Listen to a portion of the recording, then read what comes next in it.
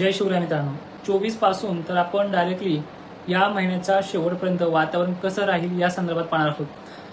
24 ऑक्टोबरच्या कापूस वेचणी किंवा कामाचं नियोजन सुद्धा आजच्या या व्हिडिओमध्ये आपण पाहूयात। प्रत्येक जिल्ह्याचं, दक्षिण महाराष्ट्रातल्या सर्व जिल्ह्यांना, ज्यामध्ये सांगली, सोलापूर, पुणे, कोल्हापूर, धाराशिव, त्यामध्ये मराठवाड्यातील लातूर, बीड, परभणी, जालना, अहिल्यानगर, छत्रपती संभाजीनगर, नाशिक, मुंबई, कोकण किनारपट्टीसह या सगळ्या भागांमध्ये पहाटेच वातावरण खराब असणार आहे आणि सकाळच्या वातावरणामध्ये पावसाच्या सरी देखील कमी अधिक प्रमाणात कामना असणार आहे।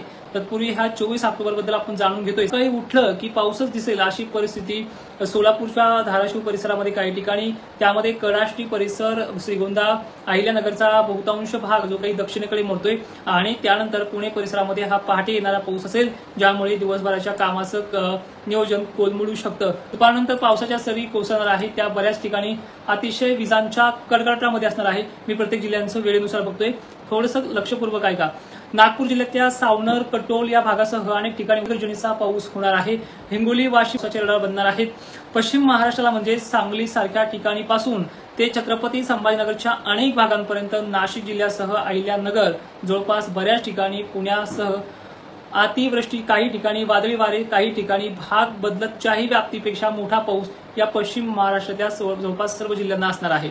यामध्ये सोलापूर, सांगली, कोल्हापूर बरोबरच अहिल्यानगरचा, पुण्याचा आणि नाशिक क्षेत्राच्या दक्षिण पूर्व भागांचा समावेश यावेळी जास्त असणार आहे।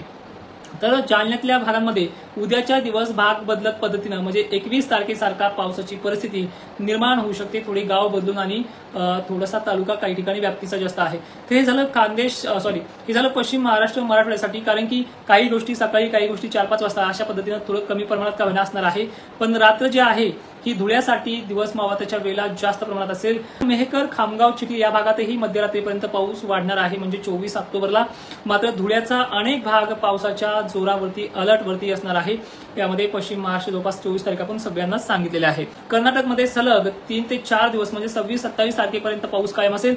हाच पाऊस 26-27 नंतर वरती सरकणार आहे, तो एमपी कडे जाणार आहे। त्यामुळे एमपी मध्ये पाऊस असल्यामुळे खानदेश आणि विदर्भ बरेच दिवस पाऊस अडकून राहील। हा पाऊस काय मान्सूनचा नाही, परतीचा मान्सून निघून गेलाय। सायक्लोनिक सिस्टीम किंवा चक्रीवादळाच्या प्रभावामुळे हा पाऊस अडकण्याचे चान्सेस जास्त आहेत। त्यामुळे नागपूर, चंद्रपूर यासारख्या भागाबरोबर अकोला, अमरावती, त्यानंतर जळगाव, धुळे, बुलढाणा या भागाबरोबरच खानदेश संपूर्णतः 90% एवढी व्याप्ती येणाऱ्या 24 तारखेला काही प्रमाणात धुळे वगैरे भाग, त्यानंतर 25 तारीख अनेक ठिकाणी नंदुरबारचे सगळे तालुके 25 आणि 26ला व्यापून जातील। आणि या सुद्धा भागांना जे फोन आले होते, आम्हाला पाण्याची आवश्यकता आहे आणि काही कापूस उत्पादक शेतकऱ्यांना आम्हाला बिलकुल गरज नाही, अशा दोन्हीच्या प्रश्नांना मात्र काहींना नाराजी आणि काहींना दिलासा करत हा पाऊस सगळ्यांनाच कदरून टाकणार आहे। म्हणजे येणाऱ्या 27 ते 28 तारखेपर्यंत विदर्भ आणि खानदेश कदरल्याशिवाय राहणार नाही, अशी परिस्थिती मान्सूनच्या नंतर येणाऱ्या अवकाळी पावसाची या भागामध्ये असणार आहे। तर जालना उद्या पण आहे, रात्रीच्या वेळेपर्यंत मेघगर्जनेचा पाऊस असणार आहे। अंबड, शहागड, पैठण, गंगापूर या भागासह जे काही पाथर्डी, नेवासा हे परिसर सुद्धा या पावसाच्या रडावरती येतात। एक तालुका आपण घेऊयात, काही अडचण नाहीये। पण 24 तारीख ही पश्चिम महाराष्ट्र आणि खानदेशच्या मालेगाव, धुळे या नाशिक क्षेत्राबरोबरच अनेक ठिकाणी आहे। आता थोडक्यात एका मिनिटामध्ये पश्चिम महाराष्ट्राचं आवरून घेतो, मग आपण विदर्भाकडे आणि मराठवाड्याकडे थोडं लक्ष घालूया। तर बघा, 24 तारीख सकाळी काही ठिकाणी, दुपारी काही ठिकाणी अशा प्रमाणाची व्याप्ती जरी असली तरी अहिल्यानगर सर्वदूर सारखंच आहे। 10-20% भाग सोडला त्याला आपण सर्वदूर मध्येच गणती करू, कारण की तो नंतर पण इथे येणार आहे, 25ला पण येणार आहे। तर 24 तारखेला जवळपास अहिल्यानगर, सोलापूर, कोल्हापूर, सांगली, पुणे परिसर सर्वदूर, अहिल्यानगर सर्वदूर, जवळपास छत्रपती संभाजीनगर जर आपण बघितला, कन्नडचा भाग सर्वदूर राहील। त्यानंतर वैजापूर, नाशिक क्षेत्र देखील जवळपास सर्व दूरच राहील, 60%-70% व्याप्ती आहेच। मात्र धुळे आणि साक्रीला वादळाची भीती जास्त आहे। त्यामुळे ह्या पावसाळ्यामध्ये ज्यांचे शेडनेट असतील त्यांनी थोडे मजबूतपणे हे करून ठेवा आणि या पद्धतीने विशेषतः पाऊस हा असणार आहे। त्यानंतर अकोला, अमरावतीमध्ये सुद्धा मध्यरात्रीपर्यंत मेघगर्जनेसह पाऊस आगमन करणार आहे। 24 तारीख मी आता कम्प्लिटली सांगितलेले आहे, त्यामध्ये नांदेडचाही समावेश केला, हिंगोली वगैरे भागाचा केलाय। आता 25 जी तारीख येते म्हणजे एक्झॅक्टली शनिवार येतोय, या शनिवारी सुद्धा पाऊस काही कमी नाही। संपूर्ण जिल्हे नागपूर, चंद्रपूर, अकोला, अमरावतीसह अनेक भागांमध्ये दुपारच्या वेळेला काही ठिकाणी, सकाळच्या वेळेला काही ठिकाणी कदाचित तुम्हाला 25 तारखेला 10 दिवसभर राहील, कामं देखील करता येईल याची शक्यता खूप कमी आहे। पण ह्या तारखेला रात्रीपर्यंत अनेक भाग, त्यामध्ये सोलापूर, वाहुणी ते नदीला पाणी येईल अशी परिस्थिती आहे। ठीक आहे, यामध्ये नागपूर सुद्धा परत एकदा घेतला जातोय, नागपूर सुद्धा 25 तारखेला आहे. छत्रपती संभाजीनगर पासून कन्नड, सिल्लोड, भोकरदन, जाफराबादचा देखील यावेळी समावेश 25 तारखेला आहे, रात्रीपर्यंत आहे. नाशिक जिल्ह्याच्या जवळपास सर्वच तालुक्याला ह्या भागाची परिस्थिती आहे. मराठवाड्यातल्या लातूर मधल्या सर्वदूर, नांदेड देखील बऱ्याच ठिकाणी, जालना सर्वदूरची नोंद होण्यासारखा अंदाज आहे. अंबड, शहागड, पैठण, गंगापूरसह अनेक भाग म्हणजे मंठा, घनसावंगी पट्टा, अंबड पट्टा हे देखील भाग रोज थोडे भाग बदलत पद्धतीने कुठे मोठे पडतोय. पण 24 आणि 25 बऱ्याच ठिकाणी आहे. 24 पेक्षा 25 जास्त आहे अंबड, घनसावंगी पट्ट्यामध्ये सुद्धा. जळगाव ह्यावेळी अतिवृष्टीच्या रडावरती 25 तारखेला मात्र नक्की येतोय. यामध्ये धुळेचा समावेश पुणे एकदा आहे, नाशिक, छत्रपती संभाजीनगर आहे आणि एक्झॅक्टली सेम अहिल्यानगरसह सांगली, सोलापूरचा भाग, पश्चिम महाराष्ट्र संपूर्ण भाग हा ह्या 2 दिवसामध्ये व्यापला जाईल. यामध्ये काही भाग सोडेल का, तर नक्कीच सोडणार आहे. 10-20% भाग सोडतोय. जवळपास 400 ते 300 गावं सुटू शकते, 400-500 गावं प्रत्येक जिल्ह्यामधले कमी प्रमाणात पेनवलता किंवा बारीक बुलबुलमध्ये येऊ शकतो, पण अनेक भाग पेनवलतेपेक्षाही जास्त प्रमाणात येण्याची शक्यता आहे. त्यामुळेच आपण याला 80% व्याप्ती असं नाव कालच्या व्हिडिओमध्ये पण दिलेलं आहे. यावेळी नागपूर थोडा लाडका झालाय. नागपूरच्या अनेक भागांमध्ये हा पाऊस मेघगर्जनेसह पडतोय आणि ही परिस्थिती यांना ह्या 2 दिवसात पाहायला मिळेल. ठीक आहे, तर अशा प्रकारच्या ह्या पावसाच्या सिस्टम्स महाराष्ट्रामध्ये बनलेल्या आहेत. आता आपण थोडं 26 तारखेबद्दलही बोलूयात, पण 25ची व्याप्ती आपण थोडी पूर्णच करूयात.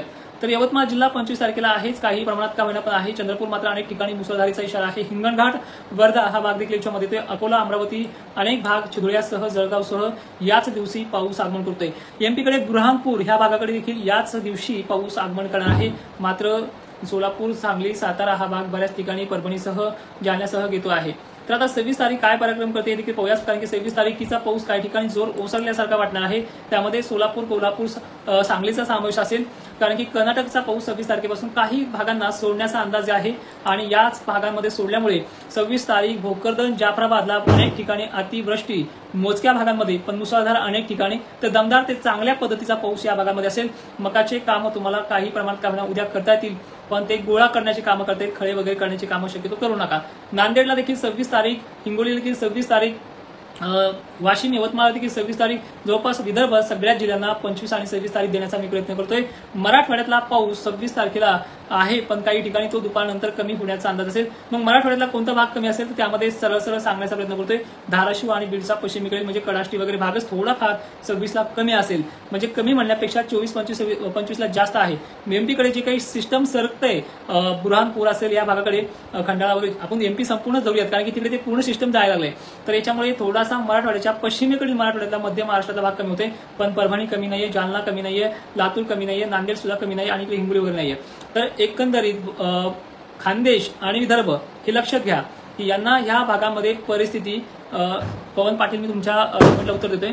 तर जनवारे जळगावचे घरीच आणा, 25ला आणि 26ला घरीच आणा, कारण की परिस्थिती थोडी जळगाव, छत्रपती संभाजीनगर, कन्नड, सिल्लोड, भोकरदन, जाफराबाद पासून बोदवड परिसर सुद्धा, चिखली, मेहकर, खामगावसह अनेक पातूर, बाळापूर हे जे काही भाग येत आहेत, मेहकर हे परिसर, लोणार परिसर, ठीक आहे, जिंतूर परिसर हे जे काही भाग येतात हे 24 पासून पुढे म्हणजे 25-26ला देखील अनेक जास्त प्रमाणात आहे आणि कुणाचंही नुकसान होऊ नये ह्या हेतूने आपण हा लाईव्ह घेत असतो. त्यामुळे प्रत्येक लाईव्हला 7:30 वाजता या टायमिंग तीच आहे, पाऊसही तोच आहे, फक्त जे काही बदलून सांगायचे म्हणजे किती तालुके याच्यामध्ये अनेक प्रकारे कव्हर होऊ शकतात ह्या पद्धतीने हा अंदाज आपण दिलेला आहे.